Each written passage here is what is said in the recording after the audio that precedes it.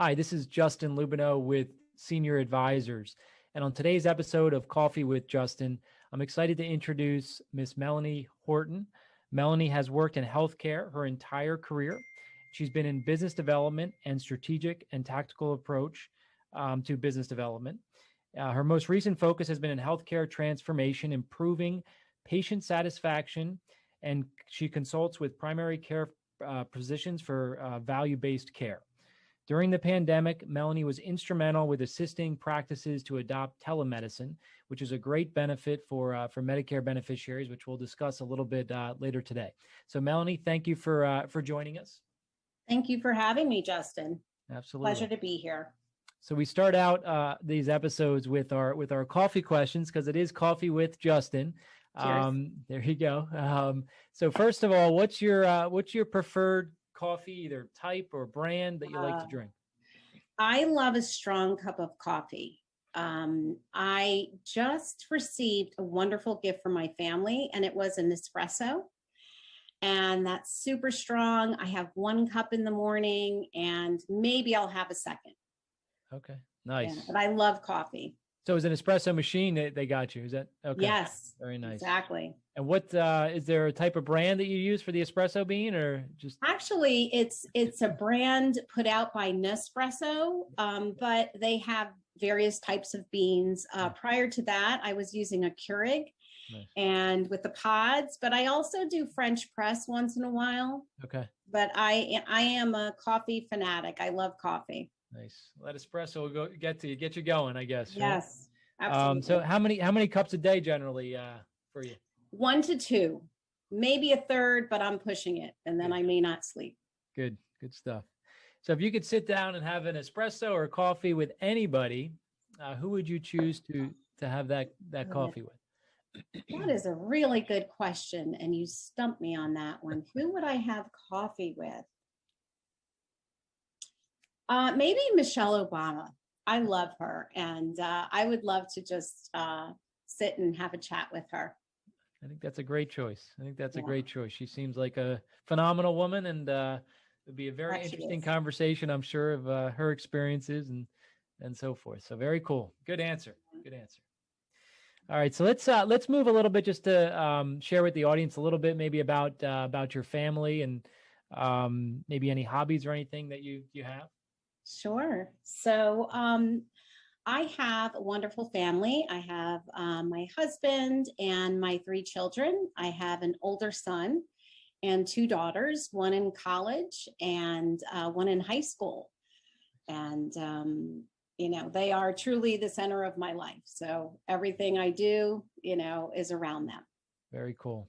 Now you have one. Is one abroad, or is that last year in college? She was abroad, okay. And due to COVID, she had to return a little early, but she got in quite a bit of travel, and she's back. Nice. And she's finishing out her junior year at Clemson. Very cool. So she was supposed to be there for the whole year, but then okay. She was supposed to be there for the entire semester. Okay. And I think around March they decided to pull the plug, but she only had until April. Okay. So she was able to return home. You got to visit her over there, right? We did. That was special. This was England, or where was it? Was it London? London. Very nice. Yes. Very cool. That's on my list. I have not yet visited London. Hopefully one day get to check it out. So I know you will, and it is phenomenal. Very cool. All right. So let's segue a little bit into your career and background. We mentioned a little bit at the intro about your experience. Maybe if you could just give a little bit more foundation and background for the audience. Sure. About what you do. Well, Justin, I have, as you mentioned earlier in the intro, healthcare is my passion. For most of it, I've worked with physicians.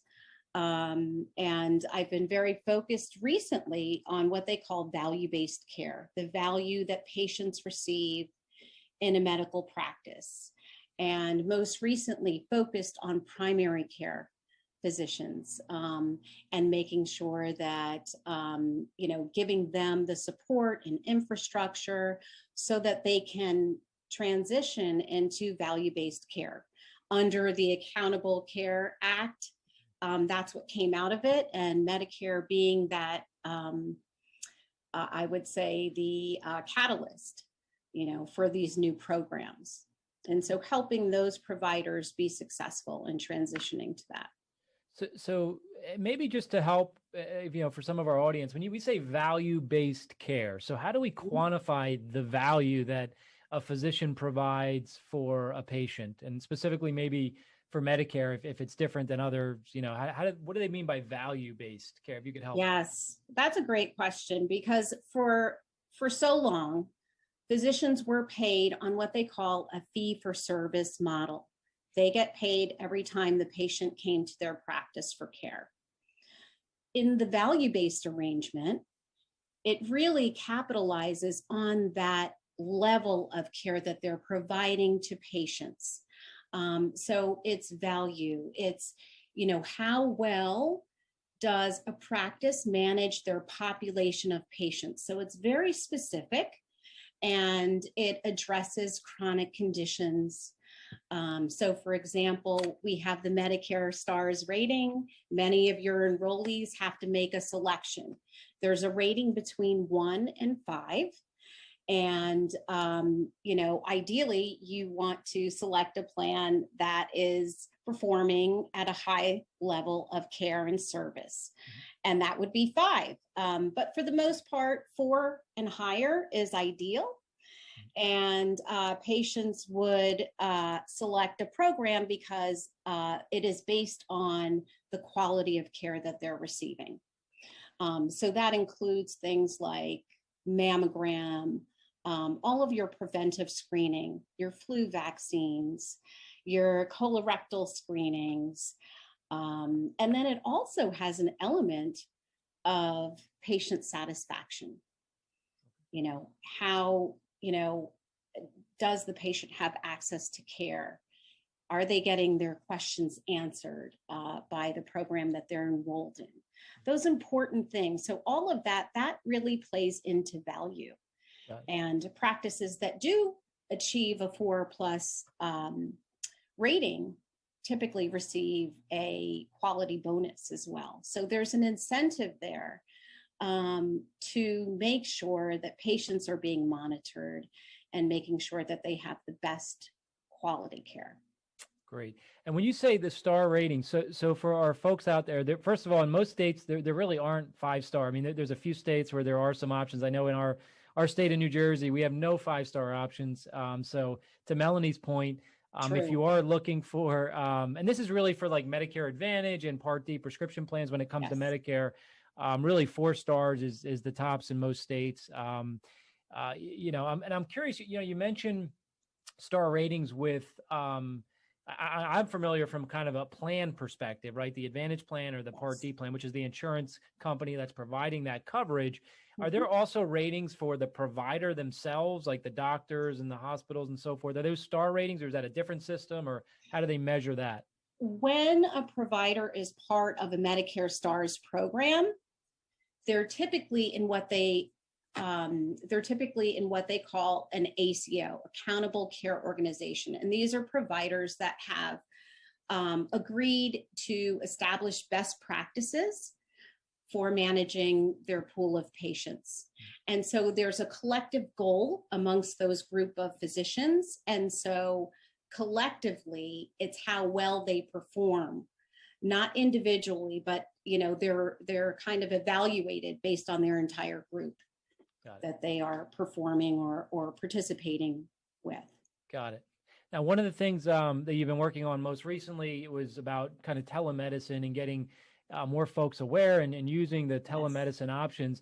Maybe if you could speak a little bit to that, and maybe specifically, like how does that feed into these ratings? Is it correlate at all if the telemedicine goes up or down, or is it just kind of another visit and so forth? Sure. So, we've learned so many amazing lessons, during the pandemic, right? Patients weren't comfortable visiting their medical provider. They were afraid that they would get COVID, or maybe they were at a high risk. And, so they refrained from going to the practice. And I can, just tell you that physicians I've worked with, they are very careful, and they have protocols in place to make sure that they're maintaining a safe environment. However, due to COVID, physicians really had to pivot quite quickly last year, mid-March, and they had to offer telemedicine as an option. And that allowed for patients to actually have a medical visit with their provider. And, are they able to take a, blood pressure? No, but if the patient does have a blood pressure cuff, then they're able to do that and report it to the provider. So during the pandemic, and Medicare and many other providers, many other payers, commercial payers, decided that they would accept telemedicine as a form of care. And therefore, that that new way of practicing is probably here to stay. Mm-hmm. And so from that, doctors were able to see their patient, through audiovisual equipment. And of course, there's a lot of parameters around that, that it has to be HIPAA compliant and things of that nature. But, providers really were able to see their patients on a more regular basis. So, they probably become very concerned for those patients that might have those underlying chronic conditions and haven't been to the practice since. So, I would say, please call your provider and make sure that you're being monitored and seen and keeping up with your healthcare. It's very important. Yeah, I mean, it's just a great benefit. It's another option. People, you don't have to use it, right? But a lot of providers and insurance companies and Medicare now offering, you can use your coverage through telemedicine. It's for people, like you said, that are concerned about going physically to the office, or it could just be a convenience thing. I mean, I just don't feel like booking an appointment and trying to, wait out 2 weeks or 3 weeks to see my doctor. I might be able to get something sooner using one of these telemedicine options. So obviously, if you have something urgent, you're not going to be using telemedicine if, you have a broken limb or a heart attack you feel like is, those are things you obviously got to treat more urgently than a video call with a doctor. But there's a lot of good cases to use it. Maybe just another area to kind of that I know you've had some experience in is really educating folks on that annual wellness visit, and maybe if you could even there's this, when you first go on Medicare, there's that welcome to Medicare visit. Yes. And then after your first 12 months on Medicare, then you can use those annual wellness visits.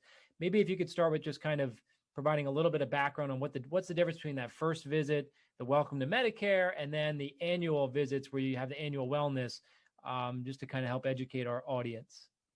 It's so true, because everyone thinks of an actual physical exam. This is very, very different. This is a different approach. This is the one time of year that you have an opportunity to sit down with your doctor and really just talk about your health and your concerns. And it's a unique opportunity that you're given on an annual basis by Medicare to talk about your health risk assessments. Have you had any falls? Are you monitoring your blood pressure? What are those, what types of support do you need? What are the behavioral needs? What about alcohol and drugs and nicotine? And then you have the psychosocial depression. We know that depression, really contributes to the cost of care. Patients have to go to the emergency room often. So this is really a great time to sit down with your provider and come up with a plan and, to manage, your condition, whatever it might be. Or maybe it's just that you want to, become more active. So, yes. So on an annual basis, once you become enrolled in Medicare, schedule that initial annual wellness visit. That one has to be done in the practice. During the pandemic, they allowed for recurring annual wellness visits to occur via telemedicine.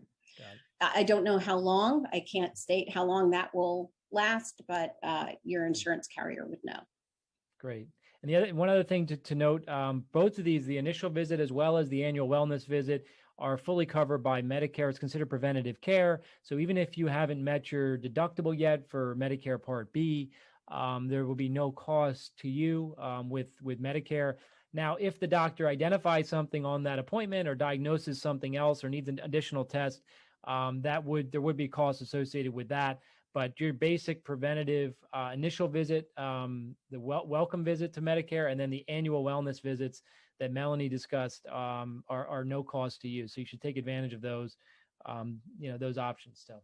And that is one of the most important elements. So thank you for reminding everyone there is no charge for that service. Yep, no problem. All right. So one other area that I know you've been pretty active in our local town, which is called Lifelong Westfield. If you could share a little bit with the audience about that program and kind of what your role's been, supporting that program. I'd be happy to. Lifelong Westfield is a program that was established by Mayor Brindle in Westfield, New Jersey. And it really helps to support seniors in the community so that they can age in place and provide resources to our seniors. They are our most vulnerable, but they are extremely special. So and I have to tell you, I am new to the organization. There have been others who have come before me and have provided incredible resources. They provide a newsletter. Recently, they provided vaccine information to answer questions. Yesterday, we had a scam alert because we understand that they are the most targeted population. So we really try to, provide support. In May or June, we'll be having a walk with the mayor and handing out safety vests. I can go on and on. So, and I think you might have some of that information that you can provide. Yeah, no, it's a great organization, and it's the reality is in New Jersey in general, a lot of senior, retired folks, some of them don't stay in New Jersey, and so this program, I think, yes. The intent is to give folks an option. If they've lived there their whole life, or they just like the area and they want to stay, it's a town-run organization to help make things easier on folks in that that age group or demographic. We've actually done some educational workshops on Medicare through the Lifelong Westfield, and we've done webinars as well now since COVID on Medicare, and really again just providing education on how things work. And I think it's great that you're volunteering with that organization. It's good, very positive organization doing some great things. So absolutely. And as well, with your company, supporting and helping your enrollees and beneficiaries make a decision. Yeah, great.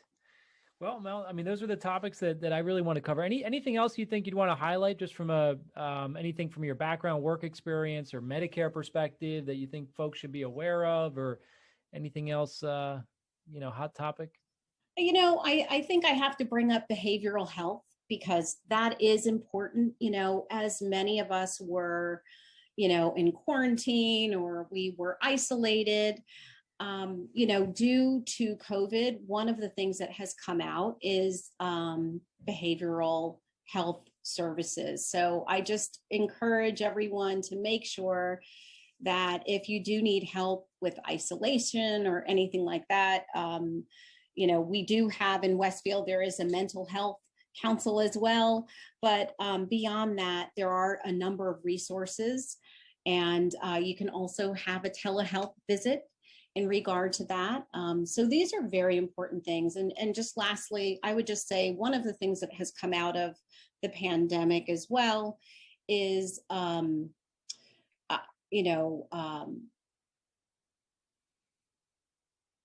I lost my train of thought, but it's actually around social determinants of health. So, individuals have difficulty with housing, food, access to care. Those are things that will impact their health. So those are really important as well. So there are resources available. Absolutely. No, those are good points. And, the reality is if you weren't impacted with your mental health in the last 18 months, I don't know if you're human, because That's right. this has been a very difficult 18 months for a lot of people, pretty much everyone. I mean, everyone's been impacted in some way or another the last 18 months. So it's good there's resources out there. You should, search for those, and we'll put some resources and links below the video as well. And for folks out there, looking for any help with Medicare planning or just questions in general, feel free. Our contact information will be below this video as well. We're happy to assist you with your Medicare planning. We've mentioned this in prior videos, but there's no fee to work with us. Basically, we help kind of guide you through the process. When you're ready to enroll in a plan, we can help you enroll with any of the carriers that are out there, all the A-rated companies. We do get compensated by the carrier if we help you enroll in a plan, but you pay the same premium whether you work with a broker like Senior Advisors or if you go directly to the carrier. So there's really no cost to you to work with us. And we look forward to helping you with your Medicare planning in the future. And Melanie, we want to thank you again for joining us and for your time. And I look forward to seeing you soon. Thank you for having me. It's been a pleasure. All right. Cheers. Take care. You too, Justin. All right. So long.